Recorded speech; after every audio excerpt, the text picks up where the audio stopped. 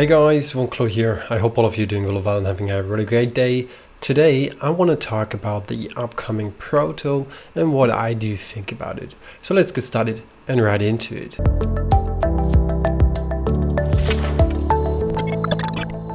As you can see, we are on the page of Proto, the so-called open source miner from Jack Dorsey's company Block, or the daughter company Proto. There are a couple of comments about what exactly is open source and whatnot. It's quite an issue. I talked about these on the Bitaxe town halls multiple times. If you do not know about the Bitaxe town halls, check out my podcast. I do have them here on YouTube, or they are also available on Spotify, Apple Music, and so on. So if you want to listen to them, do that later on. What is going on with this and what exactly is happening on this build? So the thing is, people have an issue with calling something open source that is not entirely open source. And the current state of what we do know is that the firmware will be open source as well as the fleet management. That's nice, but it lacks a couple of things, especially when it comes to the hardware. Can we adapt to it? Can we build our own hash boards and just slide them in? Can we do that? It's gonna be tough. I think one of the issues with that is the hashboard and everything else probably will not be open source. So technically just the software is open source. I mean, it's okay, but yeah, it's lacking it. And at least they are not calling it on the front page an open source product because it would be a little bit insane. So what we do know is the fleet management for multiple ones, as well as the firmware that will run on these devices, will likely be open source. I hope that's not one of these soon TM disclosures, but more of a, well, as soon as we do sell it, you're gonna see these things. That's what I do hope. When it comes to the hardware, I do get it if you don't publish the ASIC processing and the ASIC itself as an open source product, because you can't. And as I said, I talked about this on a Bitaxe town hall. The reason being is you cannot open source work from TSMC, Samsung, or any other company that is producing in the nanometer range a chip.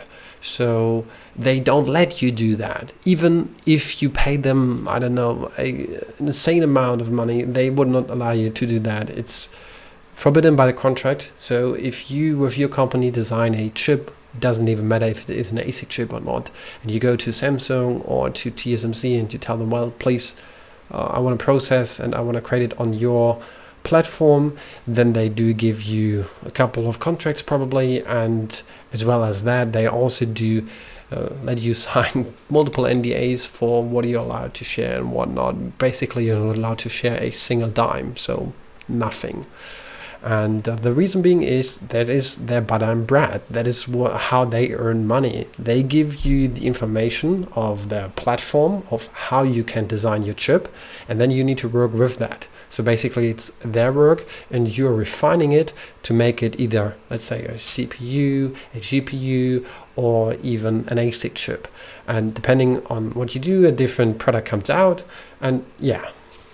But you're not allowed to share it because it's their product, basically. It is from their platform that they do created, what they researched, and where they're spending billions and billions of dollars year over year. It's insane, but it is what it is.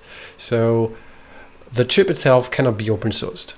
That's the fact that we do know, and that's also one of the biggest issues about every other Bitcoin miner that is out there, that these ASIC chips are specifically created chips, and you're not able to get these data sheets. I mean, maybe you can somehow get these sheets of these devices and publish them, but I doubt it. I really doubt it, and probably things will go wrong if that happens. Another thing here is that the hardware is not open source, if I do see that correct, or at least from what I've read. X is going wild about it, everybody's posting about it, how happy they are with it. I think the design of it looks kind of nice. It is a nice big shoebox design, and you do have the option to hot swap certain parts, for example the power supply or individual hash boards, but it's tricky because that's what they state currently, but you cannot verify nor you can deny it. The only thing that we do have is we know that the connectors they do use, they would technically allow that. How exactly that will work out and how exactly you will manage to do that, that's going to be interesting. Especially think about it, in the future you have the second revision of the hash board and you only want to replace a single hash board. Maybe that's not working, because then you do have 3 different versions or 3 different variants of power draws on these connectors, and maybe that's creating some sort of an issue, especially with the PSU being locked to a specific wattage output. I don't know. I do have high hopes on it, and I'm really looking forward to see that. But yeah, that is basically what we do know so far about it. And I just want to give my 2 cents about it. I also brought a couple of pictures with me to speak about what we have seen of it and what we can see on things they showed online or that they showed on the stage. There was like an insane stage and it kind of looked cool, but man, I don't even care if you do that from your basement. Just please release something that is nice and people can work with, and especially people can develop on. So to wrap this up, current state, yeah, it's nice. We may see the firmware and we may see the fleet management. Hardware wise, we are still in the same position. It's nothing of it is open source, and there are no talks about open sourcing even the hash boards. I mean, you don't need to open source the ASICs. You don't need to do that, guys. Just sell these ASICs individually, tell us how to use them, and then let's people create their own hash boards and own miners. So you're gonna be the hardware provider of the ASIC chip. That's what we are looking for, and with we, I assume you get it of like everybody who's trying to build something in that kind of space. So here we go. I have brought a couple of pictures here with me, and let's see. So here we do see it. You do have multiple individual hash boards, and they do have these handles that you can use. So you have like 3 hash boards in one of these containers, and you can just swap them out and put them back in. Maybe it's even hot swappable. I doubt it. There are a lot of amperages going over this connector, and just slapping it out of it would create some arcs. That's not going to be a good idea. But probably what you can do is just easily power it off, put out the defective hash board and plug it back in, and it will work again. That's probably possible.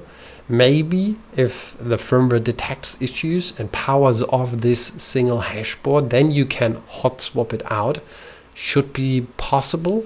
That's what I'm thinking. And then you can replace it with a new hash board, and the technicians in the background, they can actually then take a look on the individual hash board that is broken, fix it, and then you can swap it into another one if another one gets broken. I think that's kind of the idea, so that not the entire device needs to be shut down, but only the individual part that is broken.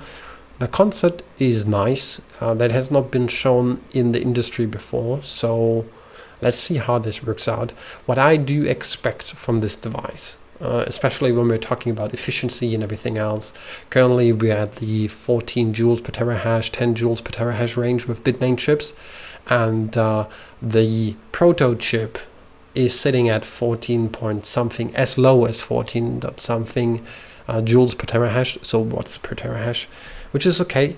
But soon Bitmain gonna release the next version, the BM1340, which is the idea of the next chip they are gonna release, and this one will be below 10 joules per terahash. So that's gonna be hard competition, and the way how they designed it, it is nice, but I do have doubts about it if they will succeed in that in the short term. In the long term, I think this kind of concept is awesome and nice, and I do believe giving this to like big management fleets, having the option to just keep mining and just replace a single hashboard instead of entirely shutting down the farm or this unit that is broken is perfect. That's going to work out the long run and is going to reduce costs per machine, so therefore driving up your profitability per machine. But man, I don't want to go into that kind of rabbit hole. The PSU as well down here is hot swappable, also has this handle that you can use, and the fans as well, like you can just plug them off and plug them in again. So yeah, here's an interesting picture that I think we should take a look on. So we do see these big thingies here. These are the power connectors. And again, I said, like, if you would unplug this while it's running, that's probably going to create an arc. The way how this is built, it should reduce possible arcs, but still try to unplug a hashboard on a fully running miner at like 3 to 5,000 watts. Not a good idea to do that, especially with the amperage going through these lines. So yeah, I would not suggest to do that. Also, we do have a big fat call here, and it appears to be like, if you take a look on the design here, right? Let's go to the top first. So here we do have an STM and this kind of connector thingy. As far as I do know, the connection will happen over the USB serial communication, and this STM then is controlling all these individual chips, which is a nice approach and keeps everything really clean here on this board. So we do have plenty of information from the components that we can see here on it already. We also do have a reset for that, as well as bringing that into the boot mode, and probably you flash it via these 3 pins up here. That's what I do suspect. Or this one, because this is a quick JST connector, and looks like that's the one for programming this device. Makes sense. It's a proprietary connector that is hella expensive, so yeah, we had that on the Bitaxe in the early devices, but we removed it because it's so ass. So yeah, we do have interesting diodes here. PP hash EN _1. Interesting one to see that here. So as far as I know, the hashboards itself, they run between 12 to 19 volts, and there's some sort of a boost converter on here that does translate this or switch it over to 48 volts for the fans, which is interesting. Here we go. We do have a picture of the fleet. It's like one of these nice, take a look on all your miners at one dashboard thingies where you can see it. Yeah, open source mining management software, no fees, no training, just full control of your fleet. So again, that's a nice thing that they do open source that, and maybe this fleet is also available on and compatible with other mining machines. We don't know. Nobody knows. We need to wait until we see it. Here we go. The last picture that I do have for you is the PSU. If you do take a look on it, it's interesting. So it's running on 240 volts AC, and it puts out a VDD for the hashboard between 15 to 19, not 12 to 19, for the hashboard itself. So the arrangement of these ASICs is going to be interesting, and I do hope that we can disassemble one of them. We also do have the VDD control output, which is 12 volts, so that's running the STM and everything else. The maximum power output here is 4000 volts, which is interesting. This is interesting to see. They do state that like dual AC power inlets are plugged in, and if only one single AC power inlet is plugged in, the device will only run at like 2000 watts maximum, which is still insane. So yeah, this would be possible of having that as a 4000 watt PSU, but it is also possible to run this with a single cord, and then you can only draw up to 2000 watts of it. So yeah, overall, if you take a look on the website here, we see plenty of things, but not really anything that is useful for now. Let's see, the rig itself. explore the rig. So they do have this design which they specifically created in that kind of way that you can have more mining hash power in the square space. So yeah, that's a nice design. That has not been seen before. Like, we are used to these shoe boxes with the PSU to the side, and it's junky, it's not really easily handleable. Let's see how this turns out. This is probably going to be really, really heavy, as well as all the other mining rigs. And you can easily stack them together, as you see. Like, you have, for this 3-piece here, you have like 3 hash boards per one of these thingies. Then you have a Ethernet cable down here and 6 connectors. So this would be running 12,000 watts with 3 of these individual shoe boxes. Interesting concept here. And here we go, pull and replace the fan module. So yeah, replace hash boards for flexible deployment and upgrades. Yeah, still, we need to figure out if this is going to be able during runtime or not. If you can power down these boards entirely, or if you need for one of these hash boards to fail and then it will be powered down. We need to see what's going to happen there. I don't know. The fanless PSU and 3-phase power balancing for efficient infrastructure. Yeah, I mean, it's going to be really, really interesting to see. The control board up here, which in this rig, because I do hope that you can buy one single unit here as well, that is massive. That is really massive. I don't know what to say. There will probably be a lot of people who want to get their hands on these and are just like shitting around because this is not some sort of a form factor standard size, but rather something completely new. So I'm interested to see how this turns out and what exactly will happen in the future. I think till then you got a quick introduction into what Proto is. It's another Bitcoin miner, and some parts are open source, and let's see how far they actually go with their dedication to open source or not. I don't know.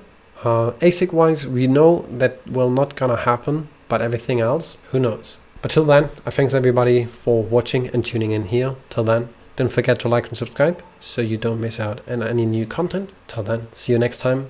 Keep hashing.